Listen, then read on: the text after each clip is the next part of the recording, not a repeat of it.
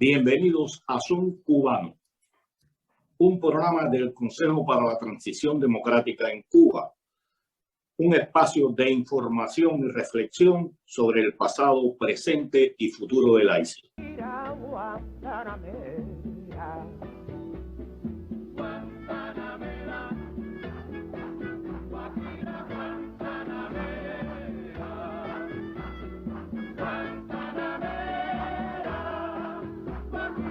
Muy buenas tardes tengan todos y bienvenidos a esta nueva emisión de Son Cubano. Me acompaña como siempre desde España mi amigo y colega Hernán Alberro. ¿Cómo estás, Hernán? ¿Qué tal, Pedro? Acá muy bien. ¿Y tú?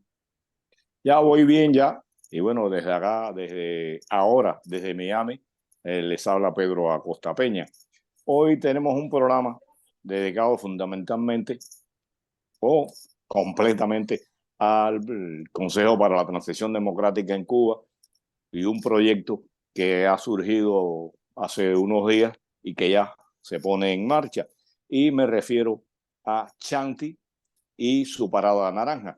Pero vamos a empezar un poco con el tema presentando a nuestro amigo Manuel Cuesta Morúa, presidente del Consejo para la Transición Democrática en Cuba. ¿Qué tal, Morúa? ¿Cómo estás?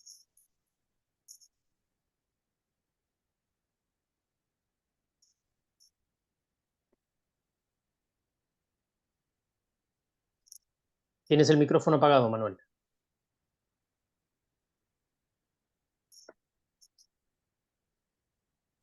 Oh, ya, disculpe. Gracias por la invitación, a Hernán, a ti, Pedro. Y aquí estamos y aquí somos.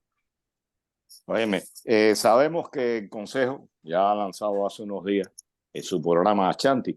Quisiera que nos hablaras un poco de por qué Chanti, qué significa y qué se pretende con esto. Sí, mira, Chanti es una palabra proveniente de la India. Tiene un origen sánscrito, en esa lengua vernácula de siglos.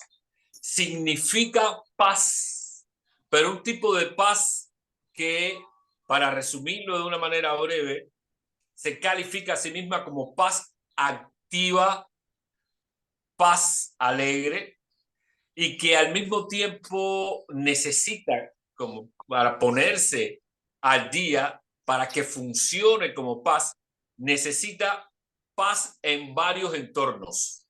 Necesita la paz interna de cada persona, obviamente, la paz hacia los colectivos más inmediatos y la paz en las instituciones. Se distingue un poco de los otros conceptos de paz que nosotros manejamos, que tienden a alejarse del ruido del mundo y pretender que se vive en paz porque se está aislado, reposando, conectado con los dioses, con Buda, con el gran maestro, o conectado con las religiones que sean, o con las denominaciones espirituales que abundan en el mundo. Este no es el tipo de paz que Chanti promueve, promulga, no es el tipo de cultura de paz que promulga. Por eso nos parecía muy bien para denominar a esta estrategia a la hora de hablar de pacificación y de paz en Cuba. ¿Por qué es necesario y por qué el Consejo se vio compulsado a llevar adelante un programa como este? Mira, Dale. Sí, Pedro, sí, gracias. Mira, el tema es que nos dimos cuenta de que hay una violencia histórica acumulada en la sociedad cubana, que viene de las violencias institucionales del Estado. ¿Saben? Revolución en sí mismo es violencia. Esa violencia acumulada parecía contenida de alguna manera porque el Estado totalitario tenía el control de la violencia en sí mismo. Para eso existen los estados, para ejercer el monopolio de la violencia, pero parecía controlado también las otras expresiones de violencia. De manera que para mucha gente en el mundo, si bien los cubanos vivían bajo la violencia totalitaria de la represión política y de la represión de las instituciones, vivíamos en un país en paz, en calma. Siempre se vendió la imagen de que Cuba era un país muy seguro.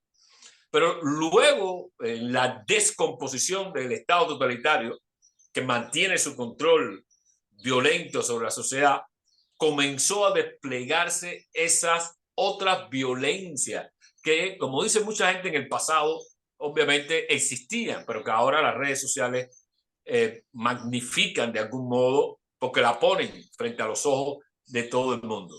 De modo que esa descomposición de la sociedad ha generado otras violencias. Está la violencia de género que conocemos, tenemos como 40 casos ya en medio año. 40. Está la violencia comunitaria, la violencia de la descomposición económica de la sociedad, en que los sectores marginales no solo encuentran la violencia como único modo de poder satisfacer o encontrar o garantizar determinados bienes, sino que al mismo tiempo se comportan de esta manera. Y tenemos las otras violencias que se van ejerciendo desde el Estado sobre la sociedad y desde la sociedad sobre sí misma, en la medida en que de alguna manera ya se va perdiendo el consenso y el control social.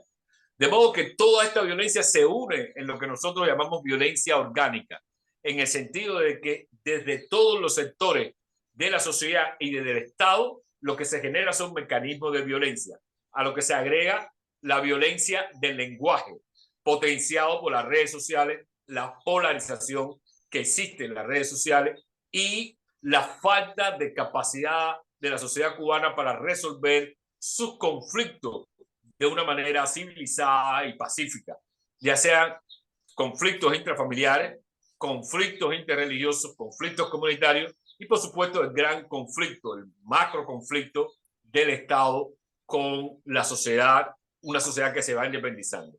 Nos dimos cuenta entonces de que primero es importante recuperar y al mismo tiempo reinventar de algún modo las relaciones civilizadas en la sociedad, en una sociedad plural y diversa, y al mismo tiempo es importante pacificar a la sociedad si se quiere construir la democracia, porque una sociedad violenta no abre el camino a una sociedad democrática y al Estado democrático. Por eso hemos echado adelante esta estrategia que engloba tantos ámbitos y espacios y hemos comenzado de alguna manera a caminar con la sociedad en ese sentido. Mira, dijiste algo importante y lo que has hablado un poco para nuestros radioyentes latinoamericanos en general. Es un poco irónico, es un poco cínico y es un poco manipulador el que Cuba sea mediador en las conversaciones de paz en Colombia. O sea, Cuba se presenta como quien va a resolver o quien se está brindando o poniendo la mesa para que haya paz en Colombia. Sin embargo, es incapaz de brindar una paz en todos los sentidos a su pueblo, a las personas que no están de acuerdo con ello, al periodismo independiente. Y es una gran contradicción y es bueno que se conozca la situación porque, repito, es contradictorio que Cuba sirva para estas conversaciones de paz en Colombia, que ojalá y llegue porque lleva muchos años de guerra y sin embargo no sea capaz de resolver y dar paz a sus ciudadanos. ¿Qué tú crees sobre esta dicotomía, esta gran estafa, porque es una estafa que le están haciendo al mundo y en especial a América Latina, la posición de Cuba?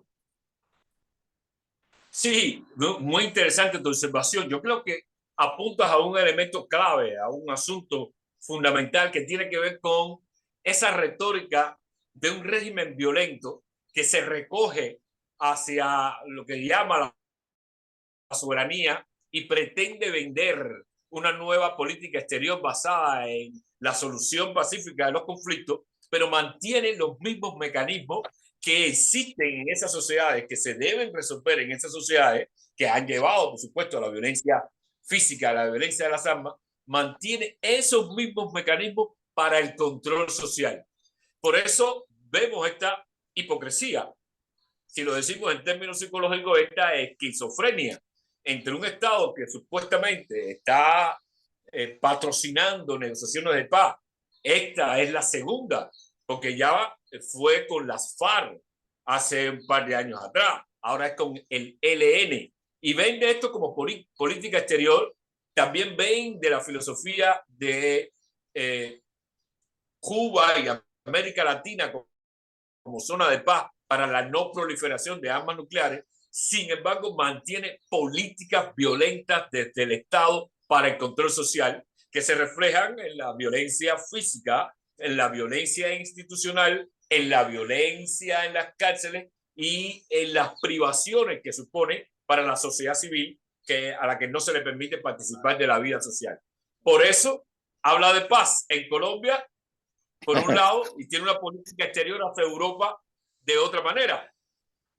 Al mismo modo que hay conversaciones aquí, apoya a un imperio que está invadiendo a una nación soberana independiente como Ucrania, que está cometiendo crímenes de guerra y que ahora acaba de ser calificado nada más y nada menos que por Alemania como el principal problema de seguridad para Europa, que se llama Rusia.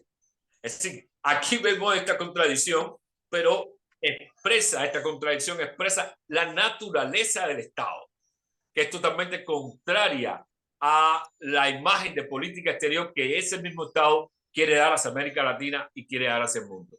Esas son contradicciones que hay que resolver y ojalá en América Latina se dieran cuenta de que estamos hablando de un Estado totalmente hipócrita en materia de paz, en materia de conversación, en materia de armonía y de concordia entre sectores, entre partes en conflicto, entre la sociedad y el Estado. Sí, mira, el otro día hablaba con unas amistades. No se puede olvidar que los que asaltaron el poder en 1959 comenzaron con violencia desde 1953. Y esa política y esa forma de actuar y de ser no ha dejado de ser el principio que rige a la dictadura cubana. Sigue siendo tan violenta como cuando asaltó el Moncada. Lógico, los tiempos cambian y las situaciones cambian, pero la violencia está intrínseca dentro de los que han mal dirigido este país a través de los años y que América Latina no crea que ha cambiado la posición de Cuba con relación a cómo dirigir el país. Hernán o Morúa, no sé si quieres agregar algo sobre esta parte aquí. Pensaba, y a ver si puedo ordenar mis ideas, pero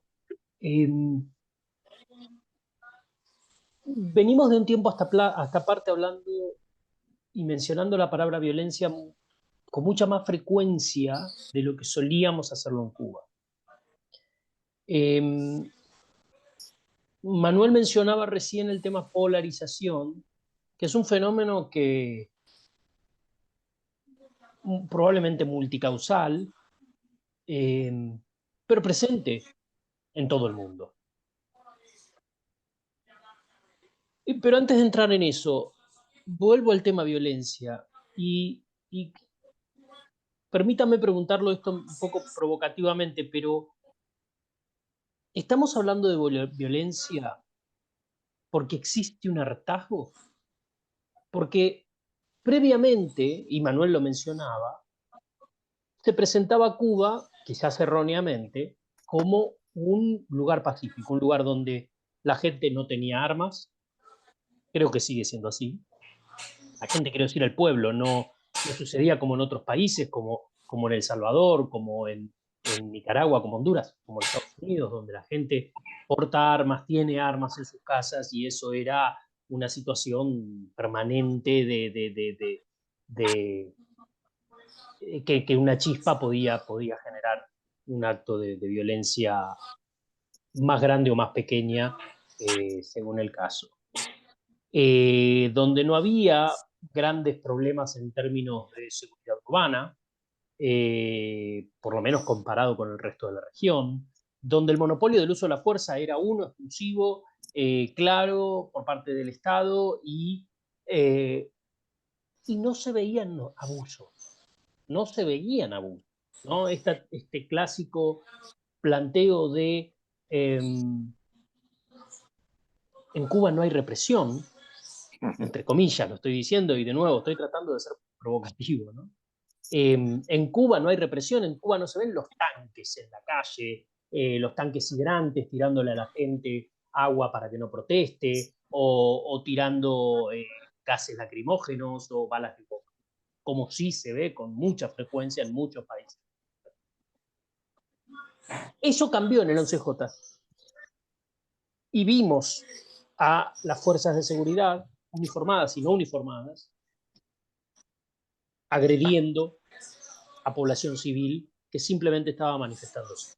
Y algún hecho de violencia aislado, pero hay que mencionarlo, también por parte de la población civil. ¿Se puede entonces, relacionar, se puede hablar en este caso de que lo que está sucediendo es un hartazgo y que ese hartazgo por parte de la población genera violencia?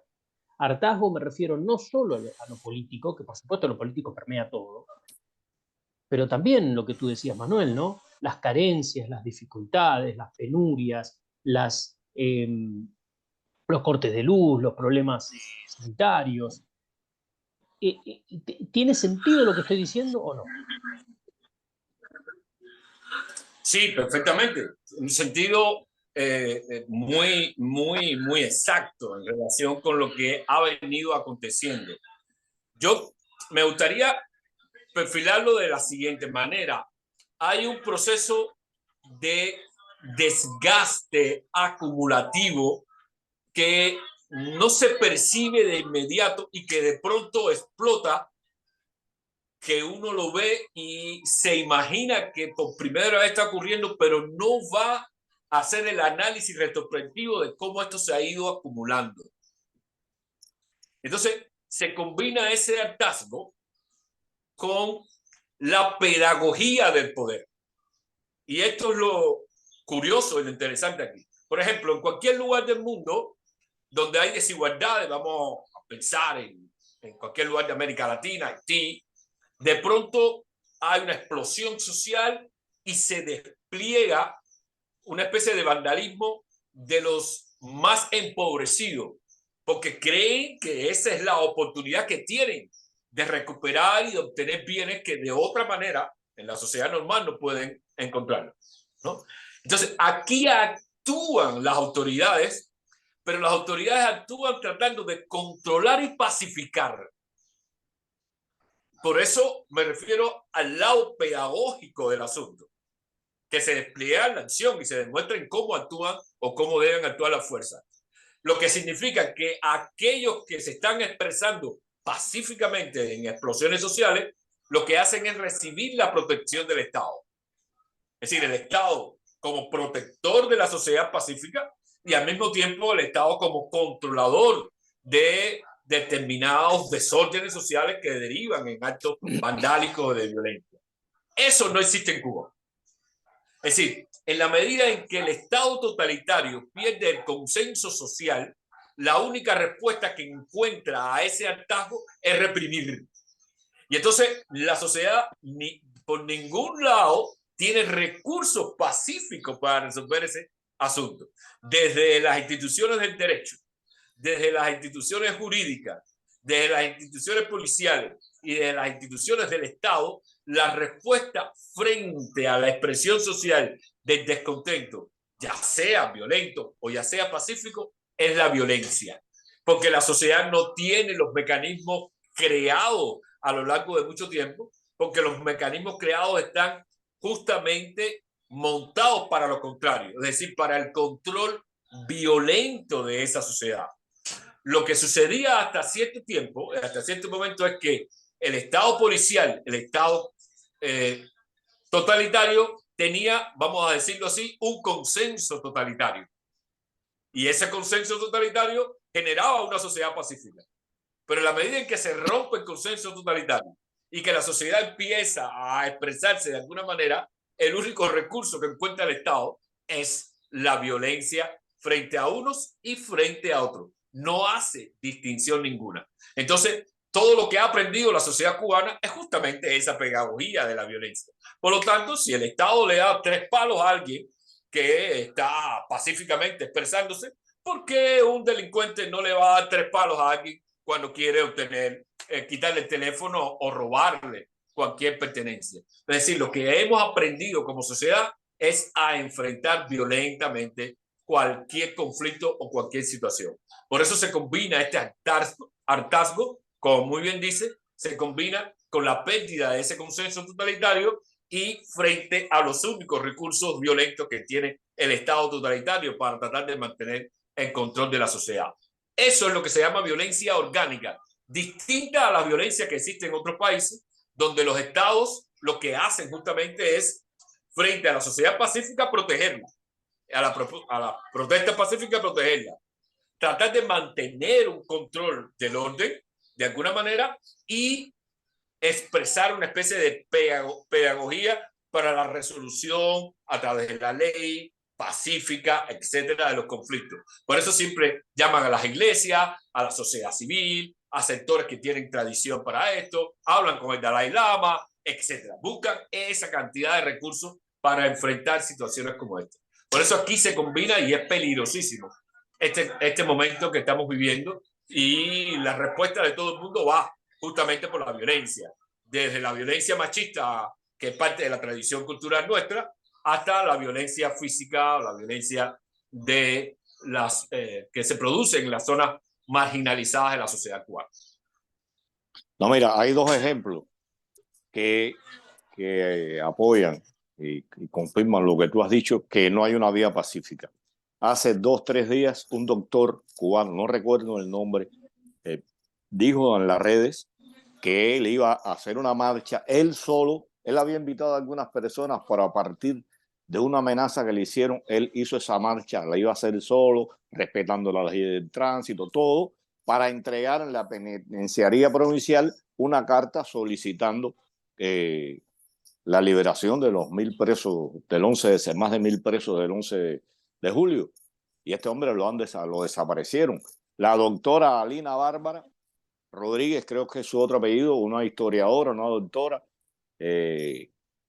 ha hecho algunas marchas en protestas, marchas pacíficas ella sola, sin siquiera tener en ocasiones un cartel, y iba a hacerlo todos los 18 esta marcha. Ayer la detuvieron durante 8, 9, 10 horas y la están acusando, le han hecho 2 acusaciones de desacato y no recuerdo, o sea, no hay una vía, ni siquiera, o sea, una marcha de una persona, se puede considerar una persona, una marcha, se puede considerar un peligro para alguien, para nada, o sea, y sin embargo estas 2 personas han sido reprimidas, han sido detenidas, han sido acusadas. El camino que queda no es otro que ese que está surgiendo y que es el ejemplo que ponen ellos, la violencia en todos los sentidos. Sí, definitivamente. Fíjate que tiene que ver con el control.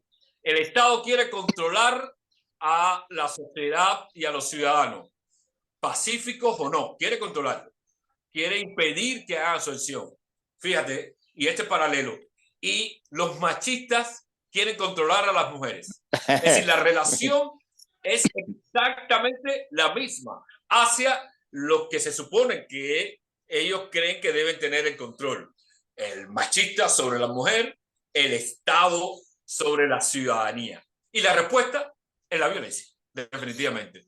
Ese es un gran problema que estamos teniendo en Cuba, a diferencia de otros lugares. Por eso hemos creído que todo el proceso de democratización, de lucha por los derechos, debería ser enfocado como lucha contra la violencia, en el sentido de detener la acción de todos los actores de la sociedad cubana, los machistas, el Estado, los ladrones, los bandidos, detener la acción de todos estos actores violentos que vienen de todos los lugares, justamente para reconstruir la convivencia y poder entonces adelantar una agenda positiva de cambio. Porque en un clima de reacción y de respuesta violenta, no hay ni respeto a la mujer ni respeto a los derechos humanos. No hay ni respeto a la propiedad ajena ni respeto a la convivencia pacífica y armónica en las comunidades. No hay respeto al interior, incluso a veces de la familia, o respeto interreligioso. En un ambiente donde definitivamente hay mucha polarización proyectada por los medios.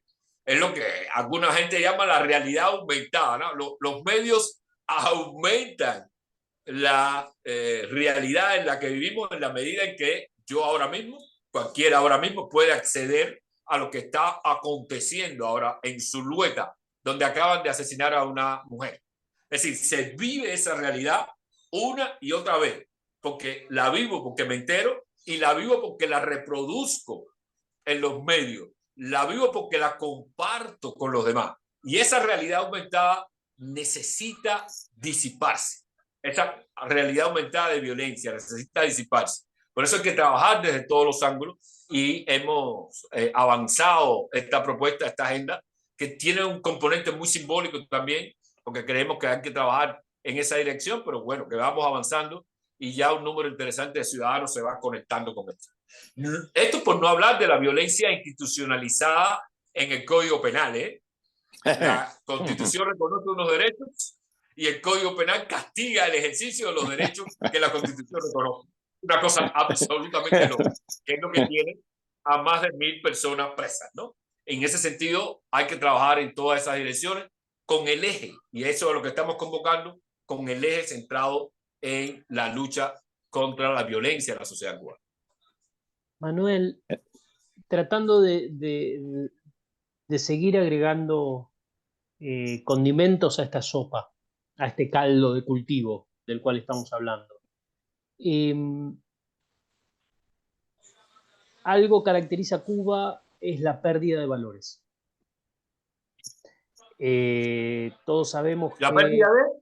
valores Sí. a nivel social, ¿no? Todos sabemos que, bueno, lamentablemente por escasez, por falta de recursos, por falta de alternativas, los cubanos tienen que recurrir muchas veces al robo pequeño, al robo mínimo de la subsistencia, ¿no? A sacar un pan en el despacho de pan, a robar un litro de combustible mismo el policía antes de ponerle combustible al patrullero, ese tipo de situaciones que nutren el mercado negro y que le dan un sustento y permiten la vida de mucha gente. Y esto se traslada a muchas cosas, ¿no?, de la vida cotidiana en Cuba. ¿Cómo juega este hecho en este círculo vicioso que genera la violencia? Fundamental tu pregunta, ¿no? Porque en épocas de crisis lo que se pone en tensión son los valores de esa sociedad. Es decir, todas las sociedades tienen conflictos y tienen problemas, ¿no? La manera en que enfrentan ese conflicto, pues pone en primer plano los valores que pueda tener. Y aquí es donde tenemos un grave problema, nosotros los cubanos, en términos de valores. El valor de el trato, vamos a decirlo de una manera sencilla, el valor del trato de respeto al prójimo ha sido totalmente debilitado por esa lucha para la supervivencia y por la supervivencia, donde los abuelos enseñaban de que los pobres deberían trabajar y no robar. Exacto. Ahora una sociedad como la cubana enseña que los pobres y los no tan pobres, en vez de trabajar, deben robar. Claro, existe el eufemismo, ¿no? El eufemismo en Cuba es la lucha. Está luchando, que es una manera de edulcorar lo que en otro lugar es simplemente corrupción y robo. Aquí vemos entonces esta pérdida sencilla de un valor fundamental que en otro momento y en otra sociedad se resolvería simplemente buscando los mecanismos que garantizan armonía, paz, respeto, civilidad y herramientas para resolver el problema de los pobres. No enseñar a los pobres a robar. Bueno, ese valor ha sido totalmente pisoteado en Cuba. Por eso vemos muchos jóvenes, sobre todo que para los cuales es normal el concepto de la lucha para sobrevivir y subsistir.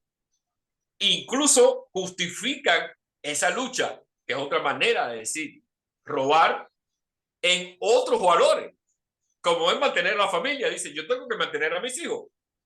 Entonces, un valor positivo, que es el de mantener a la familia, se corrompe desde el principio mismo por la manera en que se trata de resolver los grandes problemas de las carencias. Y estos son esas pérdidas de valores acumulados. Si vamos a otros niveles de la sociedad cubana, pues el respeto a la diversidad que debería ser parte de la sociedad cubana por su propia condición y su propia constitución, pues se ha perdido. Y por lo tanto, como no hay respeto a la diversidad tanto de las instituciones como de los funcionarios, como de otros actores, pues la gente, en vez de pensar en abrir espacio para todos en una sociedad diversa, intentan aplastar al otro, suprimir al otro, reprimir al otro. Y eso explica, por ejemplo, que una comunidad tan vilipendiada como la comunidad LGBT no tenga solidaridad con otra comunidad vilipendiada como la comunidad afrodescendiente en Cuba. Así es. Es decir, increíblemente, dos minorías que deberían unirse y que en otros contextos y en otras culturas de alguna manera están unidas para avanzar juntas porque han sido reprimidas históricamente, pues tienen una lucha entre sí que afortunadamente no llega a la confrontación física, pero que sí llega a la confrontación física cuando hay conflictos interreligiosos, de los que se habla poco, pero que también existen. En ese sentido. Y esto refleja la pérdida de valores. En una sociedad donde no hay pedagogía de valores, la pedagogía es ideológica, pero no es una pedagogía de valores éticos, de respeto, comportamiento, civilidad, diversidad. Esos valores se han perdido. Y cuando aflora una crisis como la que tenemos en el país, pues bueno, está a todo. Yo creo que hay un problema ahí de recursos culturales que se han perdido a la hora de afrontar los grandes problemas y las grandes crisis mínimas que pueda tener una comunidad, como son las crisis de alimentación, las crisis de pobreza, las crisis de bienestar, que supuestamente deberían ser enfocadas y resueltas de una manera civilizada en este país, y desafortunadamente no son así. Y el Estado, por supuesto, no apoya. Por lo tanto, el problema de los valores es clave y hay que afrontarlo también a la hora de tratar de enfocar una lucha por la pacificación social, por la cultura de respeto. Y a eso se aboca Chanti. Por eso le repetimos a todo el mundo, y yo soy Chanti. Es decir, vamos a conversar, no vamos a matarnos. Mira, Morúa habló de la pérdida de valor y se refirió específicamente a la lucha, el término la lucha en función de robo. Pero es que esta misma palabra, o sea, la lucha comprende muchas cosas y ampara bajo esta palabra la prostitución que en Cuba, por desgracia, pulula, como dice un cómico cubano, y no es una cosa de chiste, porque es muy serio. Desde niñas de 13 años hasta mujeres de 60, y utilizan esta palabra. Estoy en la lucha, y estar en la lucha es una forma de prostituir. Y yo hace unos años, alrededor de 10 años, me encontré en un determinado lugar en La Habana con un grupo de muchachistas, fui a tomarme un refresco, una cerveza, y eran prostitutas. Y cuando me puse a hablar con ellas, maestras, enfermeras, o sea, gente con preparación, y todas eran madres solteras. O sea, es la forma de cómo se pierden los valores por la presión, por determinadas circunstancias, y realmente hay una gran pérdida de valores en Cuba. La lealtad también, bien Somorúa, que se ha perdido un poco. O sea, este anónimo que salta la dictadura cubana, este denunciar a las espaldas, un poco se ha trasladado también a la sociedad cubana y la lealtad se ha perdido también. Es muy triste todo esto. Sí, yo me refería a estos valores y me alegro que tú lo hayas extendido a este otro campo, ¿no? de sobrevivencia social, ¿no? En Holanda yo me imagino que la prostitución es prostitución y punto, ¿no? Y tiene incluso un valor hasta estético, ¿no? Si las prostitutas de Holanda, del barrio rojo, pues no andan diciendo que están luchando, dicen que son prostitutas, venden su cuerpo porque creen que eso es parte de la acción. Y eso puede ser contradictorio, pero refleja que no hay corrupción de los valores. Yo solo, y por lado esa sociedad de respeto, de decencia, de caridad, de confianza, pues caminan y las sociedades mantienen su solidez y buscan de alguna manera solucionar esos problemas que puedan tener, porque todas las sociedades obviamente tienen problemas. Pero aquí hay otros valores que ahora no solo que están destruidos, es que no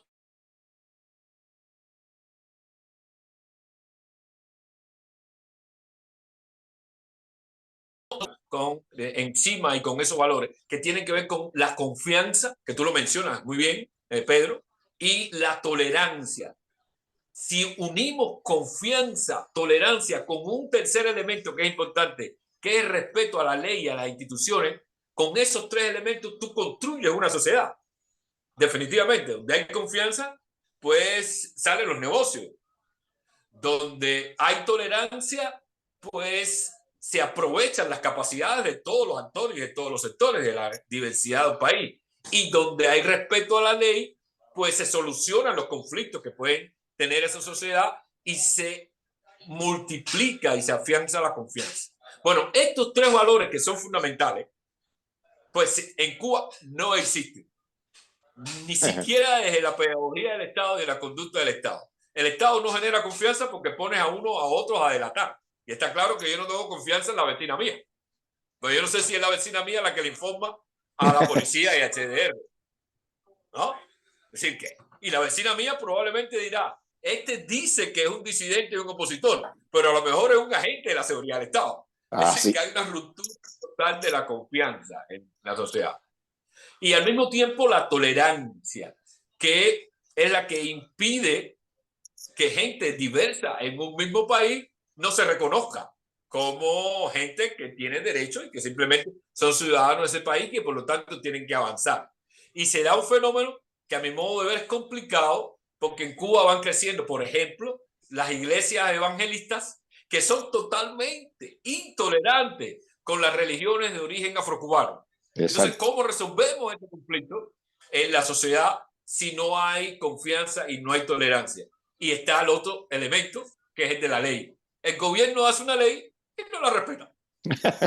Dice que tenemos y que los ciudadanos pueden determinadas cosas y no respeta eso. O que las empresas pueden hacer determinadas cosas y no respeta eso. O tenemos lo que está haciendo con Rusia ahora mismo en un doble sentido.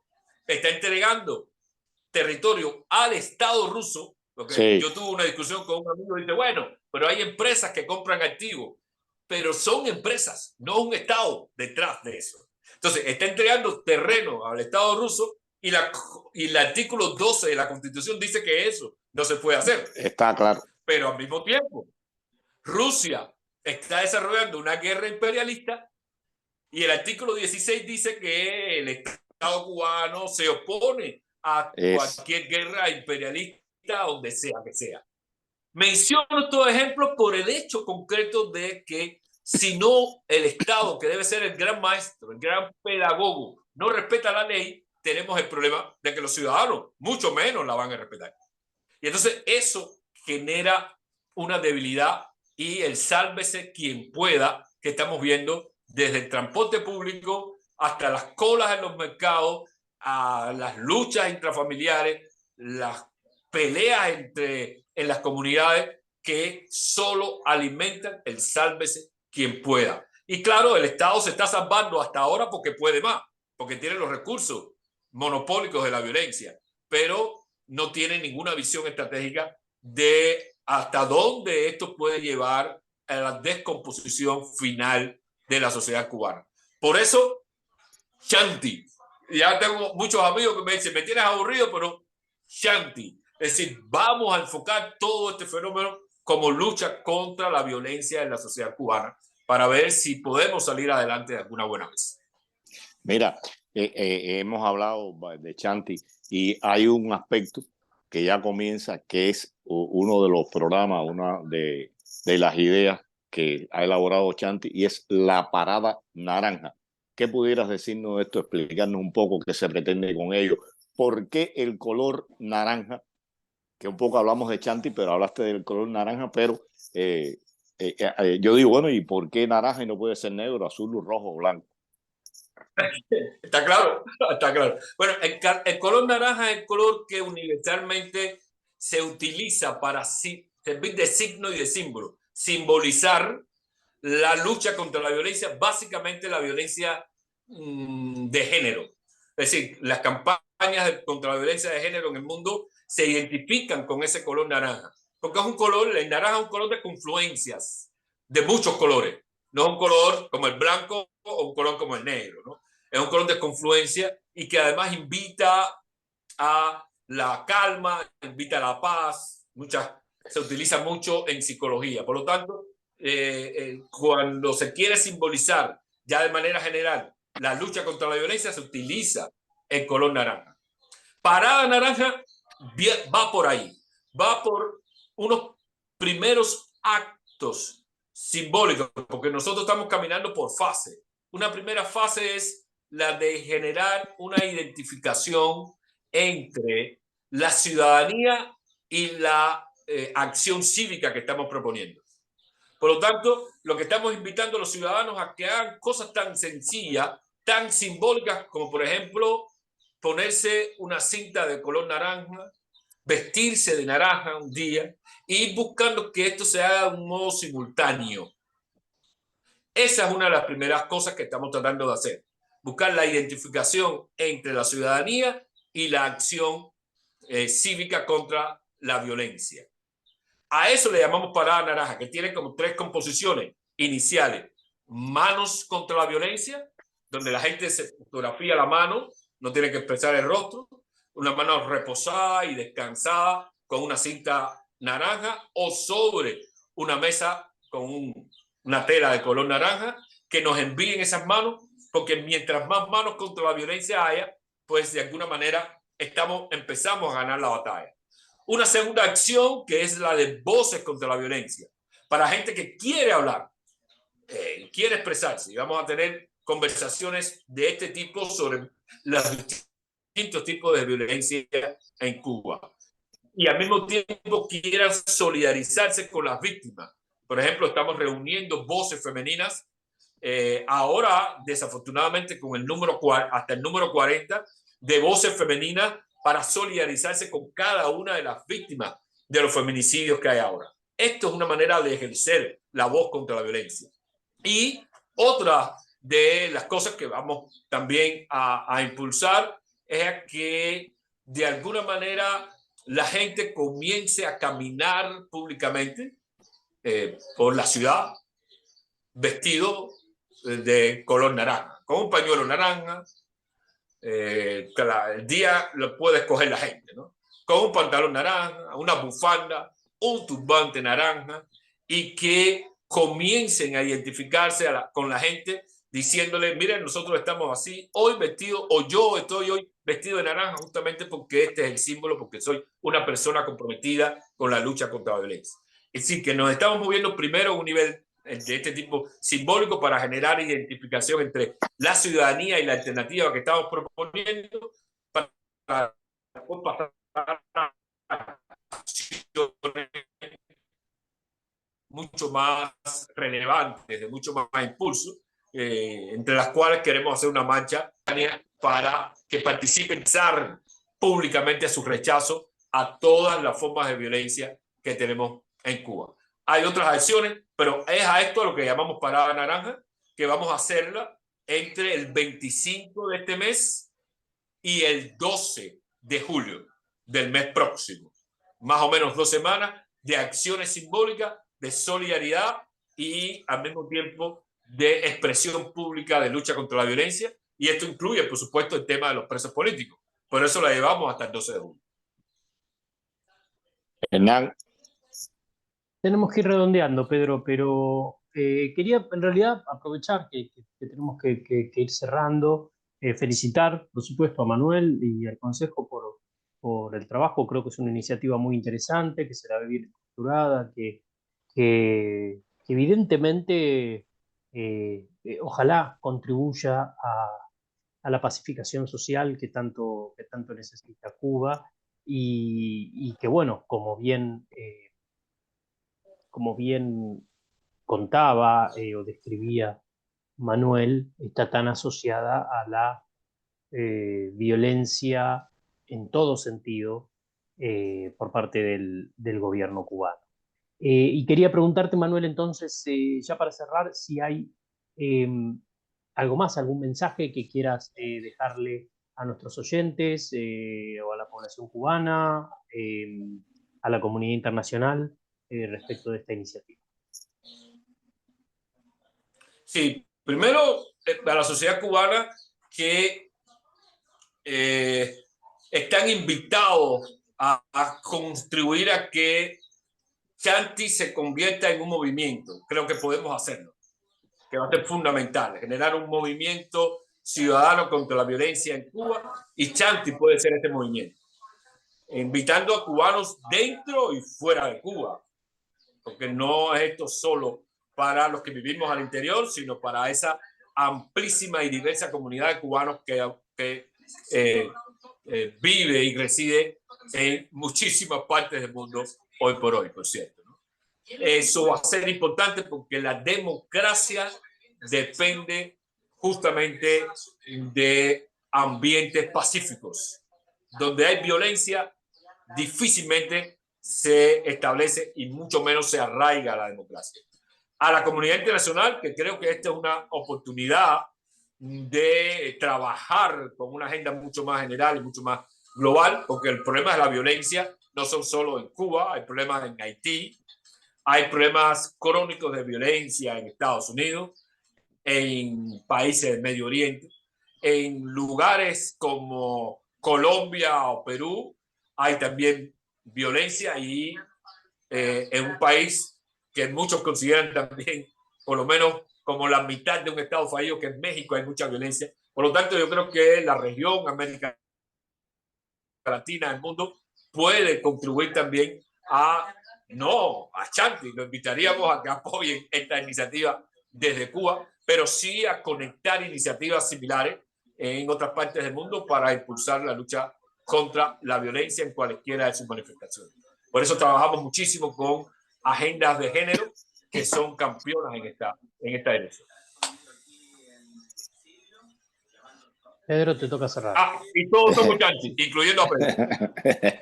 Óyeme, no, pienso que es muy importante esto. Y como tú dices, no solo Cuba, el mundo necesita paz, y sobre todo una paz interna y una paz entre los ciudadanos.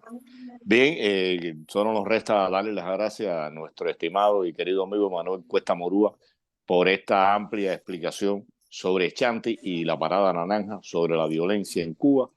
Y nos resta invitarlos a ustedes para el próximo martes para seguir hablando del pasado, el presente y el futuro de Cuba. Un saludo a todos. Hasta la próxima.